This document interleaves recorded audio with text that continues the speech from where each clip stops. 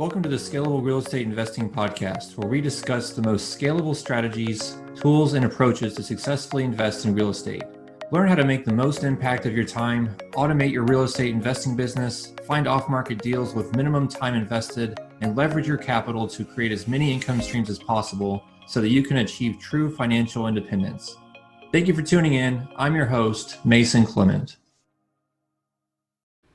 Hi everyone, Mason Clement here. Before we get into today's episode, I wanted to ask you one question. Are you sick of the wild swings in the stock market and ready to try something different? Did you know that investing in stocks actually put you at the very bottom of a company's capital structure, meaning that there's practically 0% chance that you're going to get any of your money back in the event that the company files bankruptcy? That basically you're putting yourself in the riskiest position for a questionable return. Personally, I hate the unpredictability and just waking up and having half of my investment gone when I didn't do anything wrong. So what a lot of people don't know is that you can actually make higher returns on a consistent basis by investing in the opposite end of the capital structure, which is actually the safest place to be, which is on the debt side in a first lien position. And you can do that by investing in real estate, and specifically investing with my company in notes that are backed by the land that we purchase. So if you're ready to diversify your income stream, go ahead and go over to scalablerei.com and click on invest in the top right corner. There you're going to find a form that you can fill out to determine if you're eligible to invest with my company, Celion Capital, and we'll be reaching out to you to schedule an introductory call and speak more from there. So thanks a lot, and let's jump into the episode.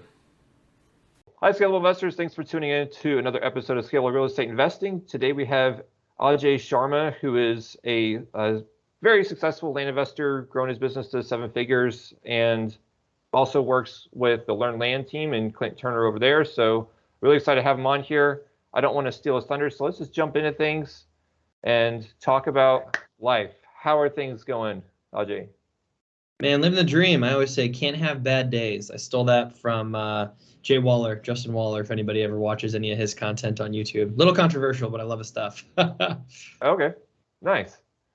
So what is Jay Waller about? What's controversial about Jay Waller? He's man, I feel like I'm gonna get canceled. I gotta be careful here. He's good buddies with Mr. Tate, who has a mixed reputation, but they do some business together, and he's in that circle. But Justin Waller had this really good interview with Graham Stephan on the Iced Coffee Chat not too long ago. So anybody has 3 hours, feel free to check it out. But it was a good interview, man, just learning a lot about him and his principles and values, and how he scaled his business and the grit and stuff that he had to go through. And so I got some respect for him through that interview. I can't say I know every little detail about him, but I can say I stole that little tidbit where he says can't have bad days, and it's been really good for me. All right, cool. Yeah, I've actually been using the setting on YouTube to play things at like 1.75 or 2x speed, just to like plow through things as fast as possible. So maybe that'd be a 1.5 hour recording. Yeah, no kidding. But yeah, let's just start jumping into a few questions I had prepared. So in case people aren't familiar with the guests, I always like to just talk about real estate journey and what brought you to today. I imagine that you've kind of laid this journey out on several other podcasts, so you don't have to go like super in detail or that far back, whatever you want to do. But maybe there's a few other extra things more recently that you could add on to that. Sure, man. Yeah, absolutely. So just kind of my background. I was born. No, I'm just kidding. I know you just said not that far back. Yeah, I got started. Whatever you want to do. Yeah, I got started just over 3 years ago. Had been interested in real estate for years. And then the mighty YouTube algorithm pitched me a video by the one and only Seth Williams over at RE Tipster. So he had a video over there that entered my algorithm, and I was like, oh, land investing, interesting. And that night I just plowed through his content, just watched a bunch of videos, listened to like 12 interviews. I feel like the number changes every time I talk about this. It started as like 3 and now it's up to 12. So one of these days I'll be like, I listened to like 70 interviews in one day. Ended up buying this course that night. And yeah, man, just sent out my first mailer within a week, had a deal within 3 weeks, had sold it 6 weeks after the initial whole timeline, and I made about $9,000. Haven't looked back since. So was just super stoked about that experience.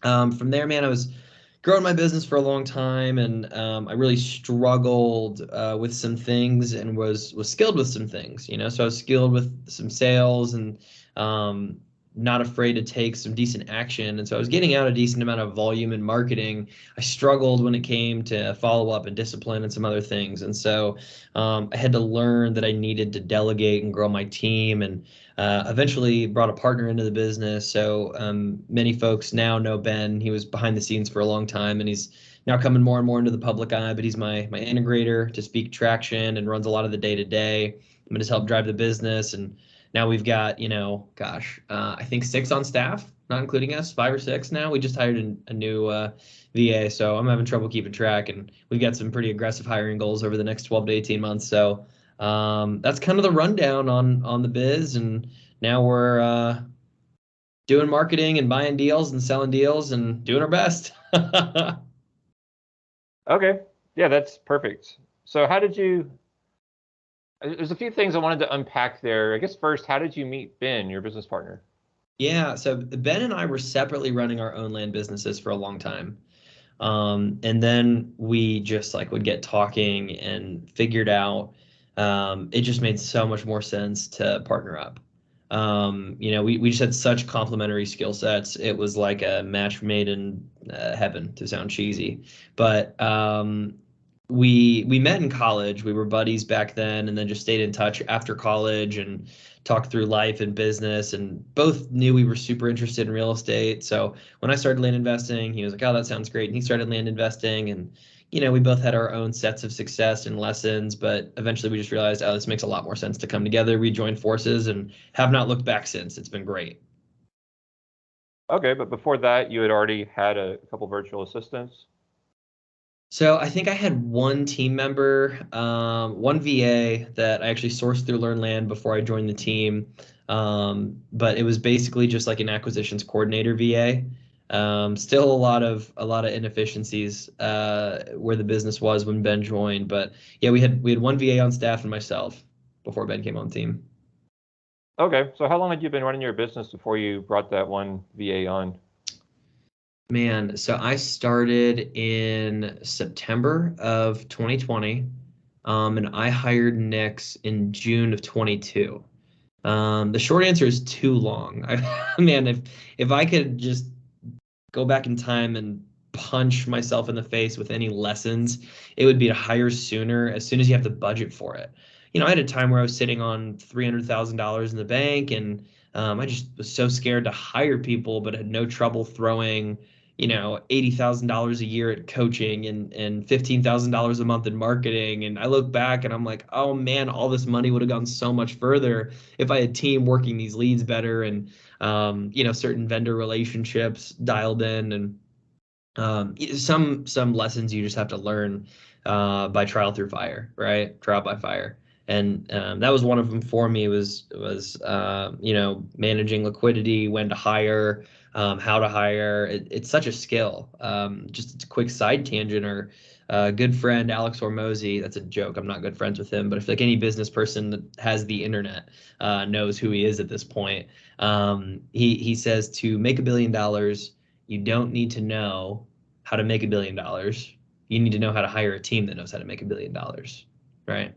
And so that was such a big epiphany for me, recognizing that hiring is probably one of the most valuable skills in the world. A lot of esteemed entrepreneurs aren't the ones that drove products and marketing and sales and fulfillment to its value of success. They were just phenomenal delegators and hirers. Richard Branson is somebody I really look up to, and he's got probably 400 companies in Virgin Group, and he often touts himself that what he's good at is finding really good operators in a niche that they're extremely experienced in. Steve Jobs is, again, one of those, that he was a master delegator. He knew that he had to hire people that were smarter than him and everything. And I think we as land investors especially are just so slow to recognize you need to hire up sometimes. A lot of times we just hire down. And what I mean by that is, is there anyone in the world that is better than you at sales? Yes. Should I hire them to be a sales manager or an acquisitions manager? No, no, no, no, no, no. Why not? There's no reason. It's just a limiting belief. Sometimes we think we need to be the best at everything in our business, but true business owners recognize you need to be able to hire up just as much as you need to be able to hire down and delegate things that you're doing now. I just hired an executive assistant recently, and she's got strengths that I don't. She's smart and brilliant. But I recognize everything I hand to her is more of a higher down or higher equal than it is like a higher up. I didn't bring her in because of some massive skill efficiency as much as she did have a skill set of kind of organization and that sort of thing, and it was a really good fit. But I went on a really long tangent here, Mason. I realized you just asked me how long it took me to hire my first staff. I'm famous for these long tangents. So apologies, man. No need to be apologetic. That's perfect. That's exactly what I wanted to know. And the reason I asked, it's kind of a loaded question. I've been thinking recently, did I hire too quickly before really, perfecting my craft? Because if I'm hiring someone but I don't really know how to teach it, or like if I haven't done it like 1,000 times yet by myself, then how would I be able to really instill that knowledge into someone else if my approach is always changing? So that's why I was curious. Yeah. But I guess it could also vary for each person, but go on. Yeah, if I could just speak to that, I would say a lot of times we are in that mindset that things need to be ready for staff. And the truth is, you will make them ready when the staff gets there, right? So, like, if you're familiar with, I think it's Parkinson's law, maybe, that basically says you will allot or give yourself any time allotment that you allow for yourself. And what that means is, like, if I say I'm going to get something done by Friday, I'm not going to get it done until Friday. You know what I mean? Whereas if I say, like, I need to get this done within the next hour or else I have to chop my arm off, you're probably going to get it done in that hour. A little aggressive. Apologies for the listeners and viewers here. But the point being, if you have something that drives urgency, you're much more likely to do it quickly. And so, like, I know for myself, I dilly-dallied and waited much too long to bring on a texting VA, despite having a good chunk of process, because I was like, well, the process isn't perfect yet. And the fact of the matter is, you get closer to perfect through repetition, and you can create more repetition with somebody dedicated to that activity, right? And so it's just worth recognizing that you're going to move much faster when you have somebody getting those repetitions much quicker than you. And we have to accept that sometimes our dollars allotted to human capital, aka talent, aka staff, can be well spent for them to learn the activity really, really well, and then for them to teach us. It's something people don't do enough once they hire people, is inviting their team into feedback. A lot of times when we have a problem, our job as business owners isn't to always come with the solution. A lot of times we pin it on our staff and say, hey, like, what do you think we should do? Why do you think this is an issue? What would you do to fix this problem? And a lot of times they're going to come up with stuff that you just frankly won't, because you're not as involved in the day to day. And so, anyways, I just say all that to say, if there's anyone out there that's like on the fence of hiring and you do have the budget to do so, I would encourage you to do it sooner rather than later, because those lessons you get are going to be so much more valuable than like the $2,000 a month you save by not bringing somebody on quicker. All right, that makes sense. I think another way to look at the Parkinson's law is like the more time you give something, the more it, like, just like some simple task, it could really just explode into this very complicated thing. Your mind will make it very complicated, and it's got to take months and months and years when it's something you could have just done in an hour. So yeah. You spend a lot more time thinking about the activity or task than it would take to just get it done. Yeah, exactly. But yeah, that is helpful. I've been thinking about that too. I mean, I've also, like, we're just, as one person, and with only so many hours in the day, we're just physically limited. And I know also just being like a one-man band with my business, many times, it's also limited by burnout, which I never anticipated when I left my day job last year. And, I knew I was kind of trading one job for another, but I didn't consider the possibility of getting burnout and just pipeline drying up because I just don't want to do the business anymore, Yeah. Which is a horrible feeling. So that's why there's another benefit to adding to your team, like you said. It is. And if I could just speak to burnout a little bit, man, I think if you aren't burning yourself out every now and then, you're probably not pushing the limit. And, gosh, I love to play devil's advocate on both sides of arguments. So I'm a Gemini for anybody that's into astrology, which just means I've got like two brains in my head. Take that as you will. So I like play ping pong a lot between decisions, which is both fun, but also can make the decision making time frame a lot longer. Anyways, with regards to burnout, I think we as humans try to settle into routine so aggressively, we forget that like we also need change every now and then in some pattern.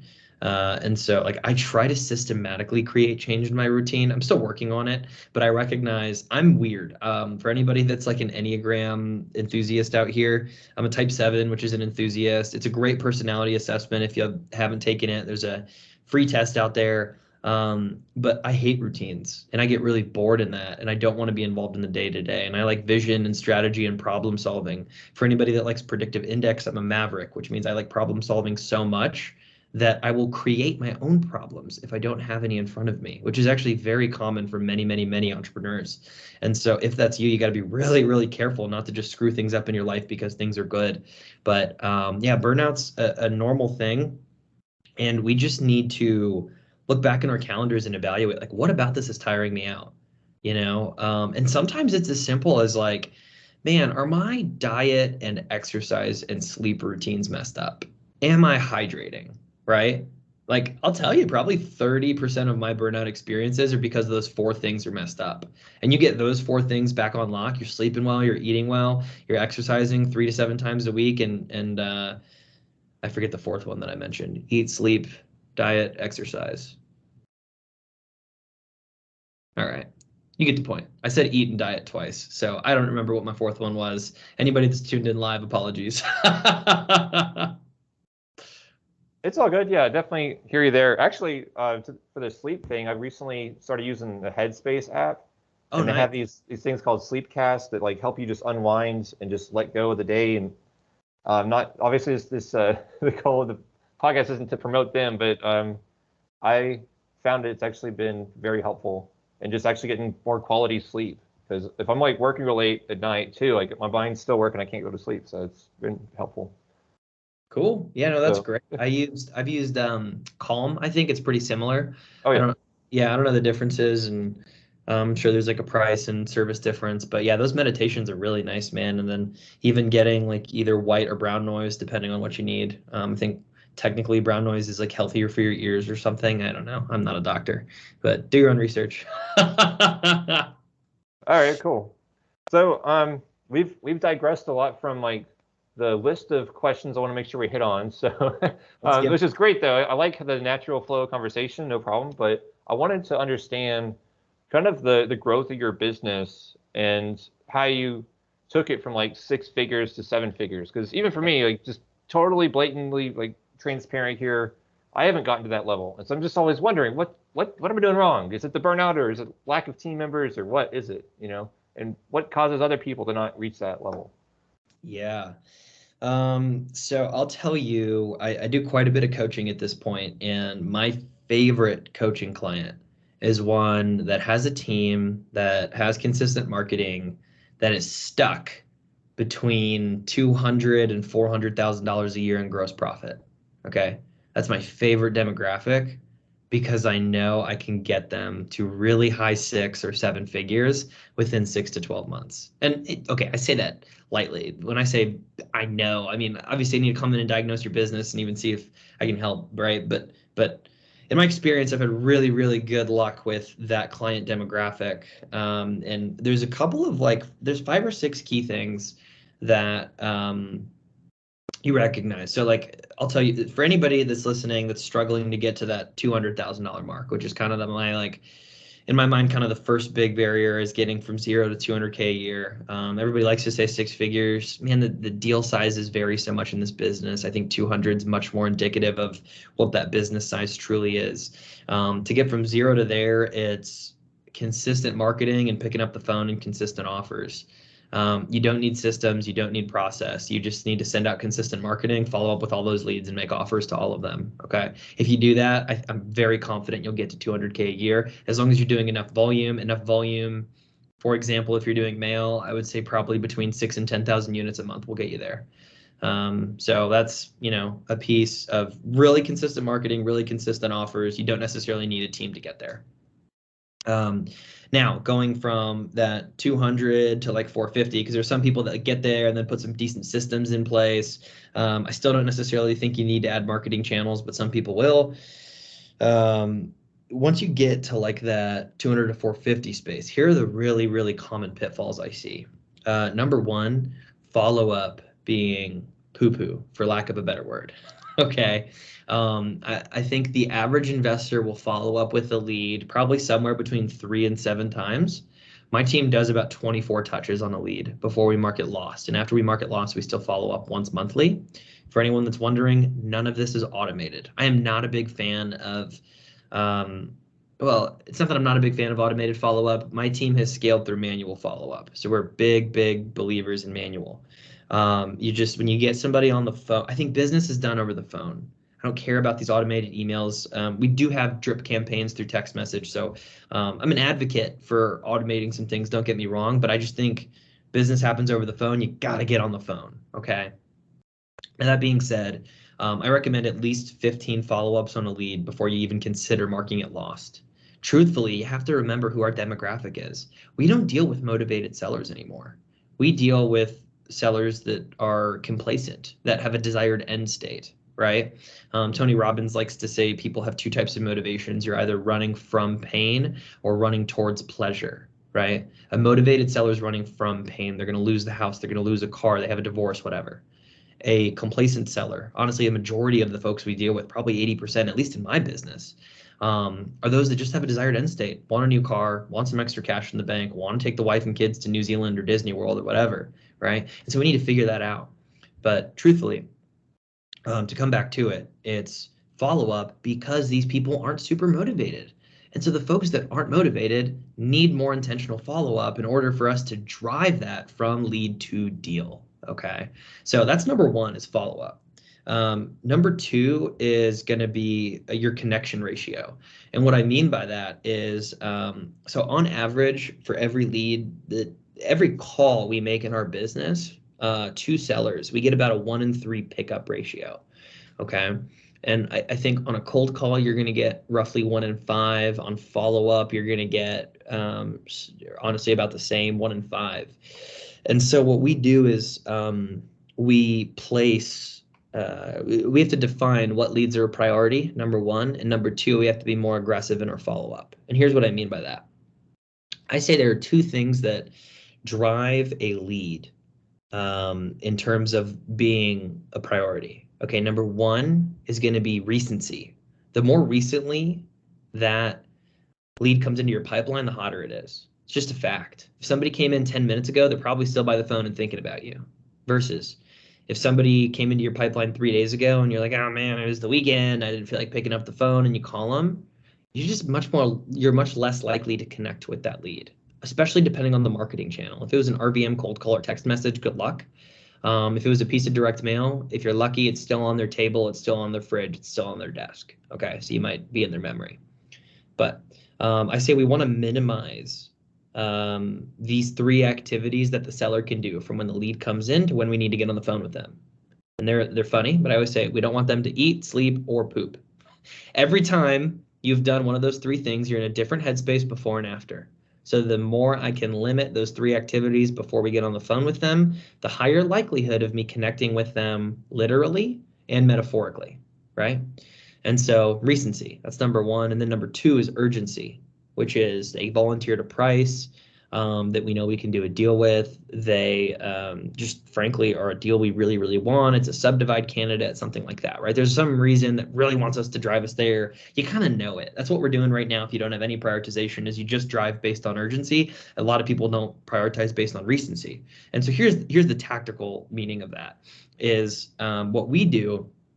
A lead comes into the pipeline. We're going to double dial the lead twice a day, meaning we're going to call. If we get a voicemail, we don't leave a voicemail. We hang up and we call again. And here's why. Is if you are getting a phone call from a number you don't know, you're more than likely not going to answer it if you're being honest. That's why you leave a voicemail and send a text and do follow-ups, and maybe there's a higher likelihood. But If you get that second phone call, you just look at it, your short-term memory registers it as a number, and you're like, oh, what's this? Right? All of a sudden you're curious. And if you have children, you're exponentially more curious because you want to make sure your kids are okay. Maybe you forgot to livery them, maybe you forgot dry cleaning, maybe you forgot your kids at school, but that double dial boosted our connection ratio on the first touch from about 20 to 25% up through 40 to 60, depending on the day, depending on the area code, depending on the seller, right? But what we're able to do with that is then two things: either eliminate the lead entirely if it's a bad lead because you get on the phone with them, thus equating to a much cleaner pipeline, or expedite the lead if we find out we can do business with them, move them through the pipeline very, very quickly, right? And so in summation, the second thing that I'm talking about here is lead management, right? That's the big thing people are going to need in order to break through that 200 to 450. And I'm going on a lot of tangents here, Mason. I just want to make sure this is really valuable for the audience. Next is actually going to be getting your contract signed live. So this is something we started doing a couple months ago. It's been a huge game changer for us. How frustrating is it when you get a verbal on the phone and then the seller doesn't sign your contract? How annoying is that, right? And everybody deals with it. And so what we've done to work around that is we spit out the contract quickly. We put them on hold, spit out the contract and say, hey, like you mentioned, you were near a computer, right? You got to work through a lot of this stuff on the front end. I could do a whole hour conversation about how to get contracts signed live, but you want to work through potential objections on the front end so that on the back, once they've agreed to price, great, you mentioned you were near a computer. Could you just open it and make sure you got this? Great, since we're here, like, why don't we just go ahead and go through this together, see if you have any questions I can answer. At the end of that, if they don't have questions, great, could you go ahead and click here, click submit, boom, you got a contract signed, done. Otherwise, they doubt, they wait, they're lazy, they don't want to read through things. You know how you just talked about how we give ourselves these long deadlines and don't do things and think about them for a long time? Guess what? Our sellers are humans too. So they do the exact same thing. So we need to limit that friction as much as possible, right? And so what I'm tracking a lot of times is okay, are we consistently marketing? Of that marketing, how many leads are we getting? Of those leads, how many do we connect with, right? Our net leads. Because a lot of people think you send out 10,000 pieces of mail and they're doing neutral letters and they make 4 offers and all of a sudden it's like, why aren't I not getting deals? Because you're not talking to half your leads, man. Most of you throw away your leads after the 4th touch. You're missing out on half your deals. What are you doing?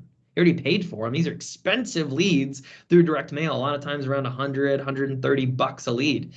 And so we're looking at leads, connection ratio, how many offers we're making. Of those offers, how many acceptances are there, right? Is there a deficit in sales process we need? Do you need a script, right? How do we get our sellers to say yes more often if they want to do business with us? And then once they say yes, how do we get them to sign the contract, right? And so that's been really, really big for us in terms of, you know, getting us from that 6 figures into, this is going to be our first year at 7, but getting us there.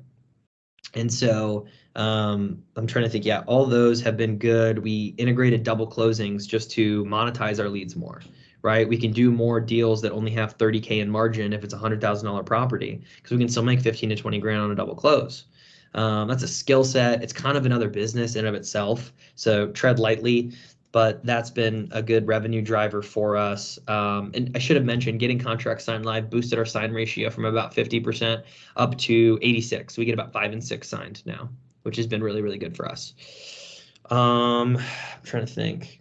You know, those are kind of the key strategies that I'm going to talk through with an investor, and it's the implementation. I mean, all that sounds nice. Now, how do I do that, Ajay? Okay, well, let's you know, get to work and kind of figure it out.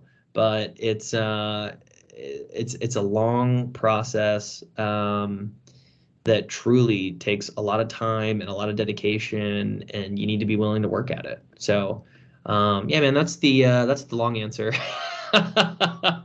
All right. Yeah, that's perfect.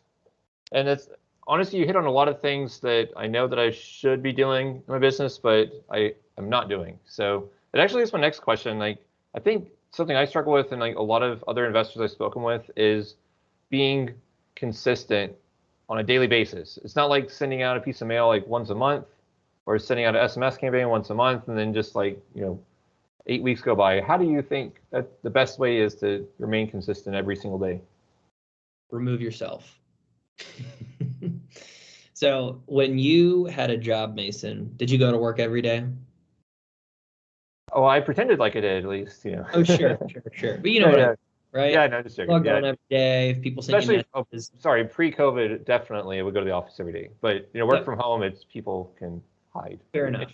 Fair enough. And it's our Yeah, job yeah. as entrepreneurs and executives to make sure we hold our team accountable to whatever we bring to them. But the reason I ask the question is when you have a job, you behave differently than when you have nobody to report to, essentially. You, Mason, as the business owner, have nobody to report to. If you don't do what you say you're going to do, you hold no risk except not living up to your potential, which is a whole different concept and mindset that we could dive into that we as humans actually tend to self-sabotage ourselves when we start to bleed into a threshold of success we've not had in the past. Fun fact. It's something I've had to work on a lot. I've worked on with my life coach that for a long time, I would hit 30 grand a month in income and I would catch a cold. I would stop working. I wouldn't pick up the phone. And it wasn't like I meant to. It was like a subconscious thing that when I went back in time, I'm like, oh my gosh, the past 3 colds are after we do 30 grand in revenue in the business, or we do this, or we do that. And that's my pain threshold because I hadn't had a year in the past before where I made that much more money. So I would get imposter syndrome at the wazoo, and there's different things you need to work on for that. But to answer your question briefly, man, it's getting yourself out of those recurring activities because there is always an excuse. People get sick, people have lives, you have life events. Man, everything under the book. We're just able to make so many excuses, especially to ourselves. Are you kidding? I'm tired. I don't feel like it today. I had a good quarter. I deserve this. I want to go on vacation. The excuses go on and on, right? But you bring in staff that you've hired well, are accountable, understand their roles and responsibilities, and they're going to execute on those recurring activities as long as you define the parameters. So then it's just our job to define parameters and hold people accountable, and that becomes our role until we hire that out, right? And so truly, hiring is the key to that. Because I'll tell you firsthand, I'm not consistent. I just told everybody before this, I hate habits and discipline. It's boring. I know I need to work out. I know I need to eat well. I know I need to drink water. I don't like doing it, but like I'm a human that needs to function and survive. And I recognize my quality of life is higher when I do these activities, right? And so hire it out is the easiest thing to do. If you can't hire it out, hire an accountability coach would be the short answer. If you can't afford to yet, get some cheaper accountability coaching where people yell at you, or you have to Venmo somebody $100 if you don't get your stuff done, or you have to, post a video of you running on the internet or doing something embarrassing or stupid, whatever your motivators are, right? But remember earlier where I said, if you had to chop off your arm if you didn't, get your mailer out, you would get your mailer out. So find something that's much more reasonable in case you really just don't do your stuff. But find something that's much more reasonable. Me and my good friend Drew Haney will frequently do this and say we have to Venmo everybody in this group message. A couple of good buddies, me, him, Peter Nukasani, and Jaron Barnes. We've got the group message, and we frequently will hold each other accountable and say, hey, if I don't do this thing, I'm going to Venmo everybody $100. And I don't know if any of us have ever had to do it. I think we always end up doing our thing because it's kind of embarrassing, And so you need that accountability so it's on the outside. And you're much more likely to just do it and get it done. But yeah, if you can afford to, hire it out. If you can't afford to, hire an accountability coach. You can get those really, really cheap. Get on Fiverr, find somebody overseas, $50 a week, maybe cheaper. There are ways to do this. Find a friend if you really don't have the budget. And get creative. But at the end of the day, guys, like it's your life and your business. I can't do this for you, right? Set up those guardrails for yourself so you set yourself up for success. Yeah, it's interesting. I never really considered going on Fiverr and actually like hiring someone, but you could actually, I guess, pay someone if you don't do that task or something like that. Is that how it works? I did it for years. I did it for years until I had teams to execute on recurring activities. Her name was Rebecca. She's phenomenal. And yeah, I mean, she helped me drive my business, especially when I was solopreneur and small business. Like, if you don't have anybody to report to, you're not gonna like. Some people are wired different. Personally, I'm just not going to get my stuff done if I don't have anybody to hold myself accountable to. Because man, what we're really good at, Mason, as entrepreneurs, is learning. What we're really good at is learning. And you know what happens when you learn new things? You get a dopamine hit. And you know what happens when you get that dopamine hit? You think you're executing on things, but at the end of the day, man, you're just watching YouTube. You're not getting anything done, right? And so if you want to be consistent, you need to have first set parameters and metrics of like, okay, what does it even mean to be successful? What inputs drive outputs? I can tell you if you make offers, sellers might say yes to them. You'll be able to get properties under contract. How many offers did I make this week? If you don't know, please, please, please, for the love of God, start tracking it. It's a very simple metric that just makes sure you take your lead from lead through the offer. And if you don't, you're just wasting your marketing dollars. So, yeah, I mean, you can hire people on Fiverr for anything. Okay, that's very cool. That actually is my next question here. What is your process that you and Ben use to hire team members, but also to keep them motivated? Yeah, great question. Man, I could talk about this for so long. Uh, so first of all, if anybody here has read Traction by Gino Wickman, he's got a whole book series. If you're somebody that likes more anecdotal stories instead of like the textbook, Traction is more of the textbook. I've got it somewhere here on my shelf.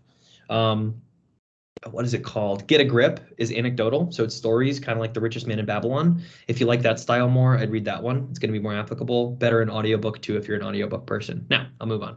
So interaction, it states that you are supposed to hire and fire based on your core values, right?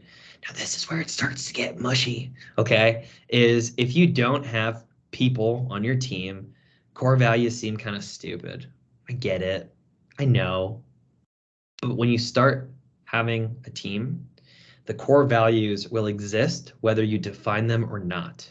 So the question is, do you want to be proactive and create that company culture, or be reactive to whatever culture is created from who you've hired? Here's a good example.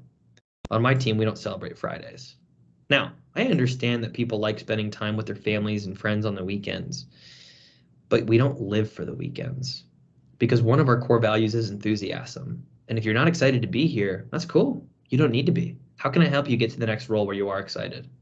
But if you're not excited about your work, you don't belong here. It's as simple as that.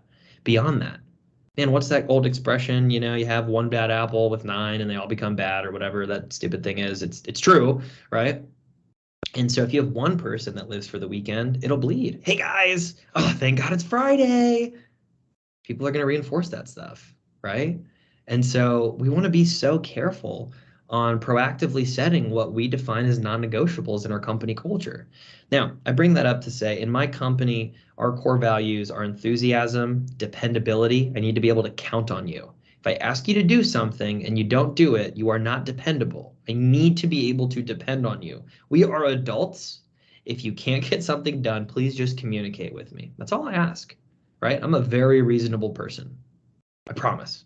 Right? If you have a family emergency, that's fine. I have them all the time. Well, not all the time, but I get them too, though, is what I'm trying to say, right? I have personal things. I've got emergencies. Sometimes I just want to go to the gym at weird hours, whatever. I don't care. Please just communicate what's important to you in your life. I just need to be able to depend on you. Okay. So dependability is number 2. Number 3 is growth. It sounds cheesy, but if you're not here to grow, if you really just want to do the same thing every single day, you're just not going to be a good fit for our culture. Because truthfully, those that don't grow in their lives and in their roles and in their business are just like the worst types of people to be around, in my opinion. And so it's that simple. So when we're hiring, we look for those 3 character traits in our interviewing. I'll tell you tactically, we do 2 sets of interviews. Number 1 is a group interview. You're looking for culture fit, number 1. Number 2 is skill set, right? And ideally with the resume, you've screened out some people that maybe don't have the right skill set.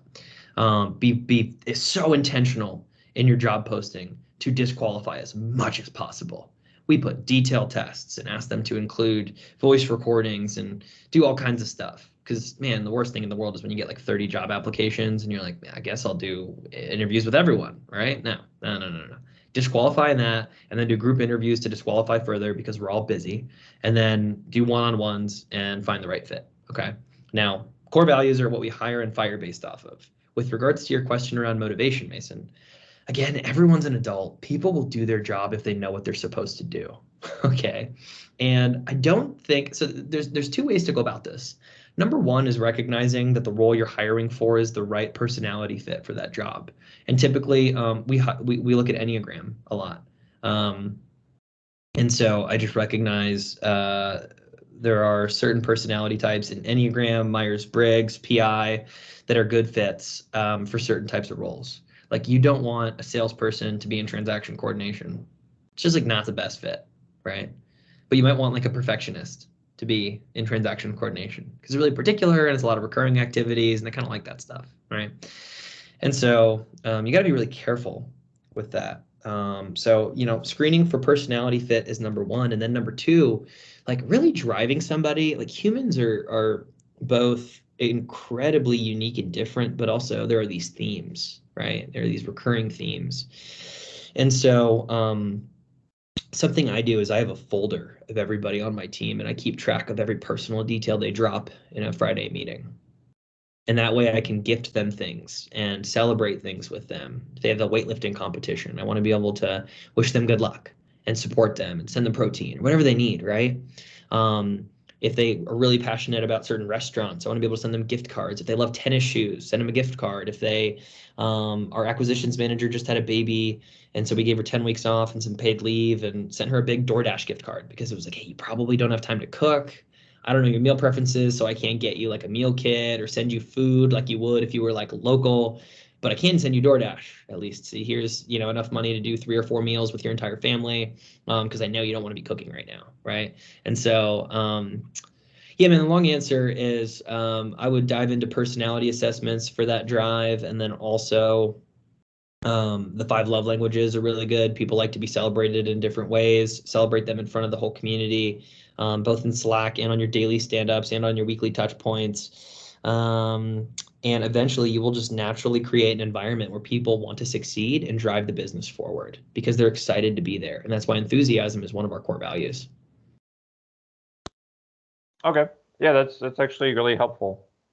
All of that, and makes a lot of sense. So that's cool. I know you have a hard stop coming up, so there's just a couple more questions to round it out. Sure. Just looking at, so what I've learned from my business is, like at first I was doing simple flips for like single lots, and then I started getting into some subdivides, and I was like, oh, if I can make $250,000 on this subdivide, I should just do subdivide deals. And then that shut off all the income from the singles and doubles.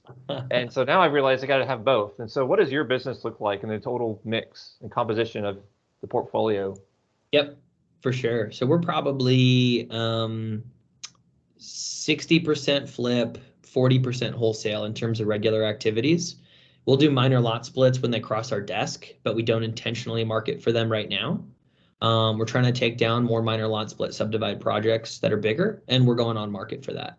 So we've underwritten probably 6 or 7 in the past month. We've put offers in on 2.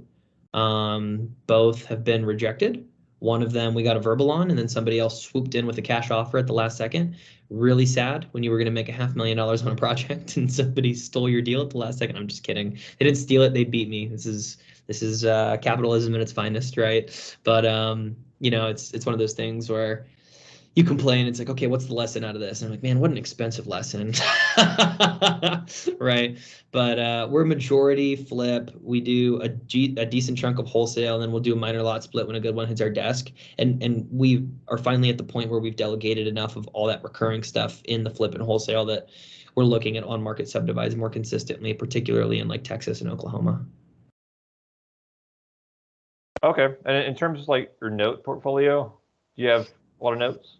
Yeah, I'm a little weird, man. I've been in the business 3 years and haven't sold a single note. I've been 100% cash this whole time. I just stay in hot markets. I offer notes on pretty much every single one of my properties because I work with Eric Shiraga and have him on deck if he'll buy the note at the closing table and make the paperwork super easy. And so he's funded a couple of our deals, but him and I have yet to do business together where he purchases the note at the closing table. I keep trying, but people keep offering us cash, and so we're going to take cash if we can, Oh yeah, that makes sense. Yeah, the reason I asked is because I've been considering that strategy of really building the note portfolio just to have recurring income to smooth out the sporadic lumpiness of the cash flows. But obviously, if you're consistently closing cash deals, it doesn't matter. It's all relevant. So yeah, that's true. Okay. Consistent is a sham at some level, I'll tell you. Like we'll have 3 months where we see no income, and then like a 30-day stretch where we see like 160 grand come in, and that's just part of the business. It's 3 months is kind of long. I don't know that I've gone any part of the year this year without sales for 3 months, but definitely like 45-day stretches. We'll see like 60 grand come in and then it's dry, and then 6 figures comes in and then it's dry, and then, and that's just part of it. We probably got somewhere between 12 and 20K a month in overhead, and it has its own, like you have your own worries about that, but you just see it working. You see the machine working. And so we make sure we always have at least 6 months of capital reserves, and I just know I can always sell deals in less than 6 months. Okay, got it. That makes a lot of sense. So if people want to get in touch with you more, we don't really have a lot of folks here to do like a Q&A session, which is good because we don't have a lot of time anyway. So if you want to get in touch with you, how do they do that? How do they learn more about what you're doing, all that? Yep.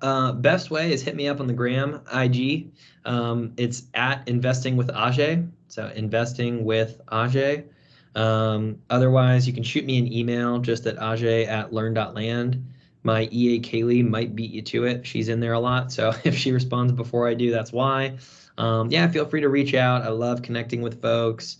Obviously, I do some coaching, not trying to push that super hard on here, but if you need help on stuff, I love helping people grow their businesses. My favorite is kind of that earlier we were talking about, if you're stuck between 200 and 450, the strategies I talked about are what I'm going to tell you. So if you have everything you need out of that, by no means do you need to give me any money.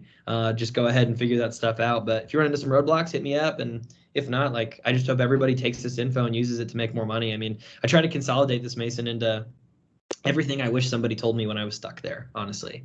And those are like, man, this was probably one of my favorite interviews I've done in terms of information I've been able to deliver in a concise time frame. I think I really tried to not hold back and just give it out. So hopefully people are able to use this stuff.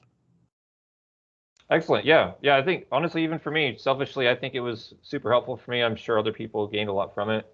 So thanks a lot for coming on, and we'll do it again another time soon. Deal. Sounds good, man. So great chatting and catching up. Hey guys, I appreciate you taking the time to listen or watch this episode. As you might have noticed, we don't run ads, but what I would like you to do is just subscribe to our YouTube channel. That would help us out tremendously. You don't even have to leave a review, but if you do feel like you would gain a lot of value from this episode, feel free to share it with your friends and comment, like, subscribe, all that. But subscribing to YouTube would be what helps us the most. That's the only thing I ask. Thanks a lot. And if you do want to get in touch with me, feel free to email me at mason@scalablerei.com. Thanks a lot.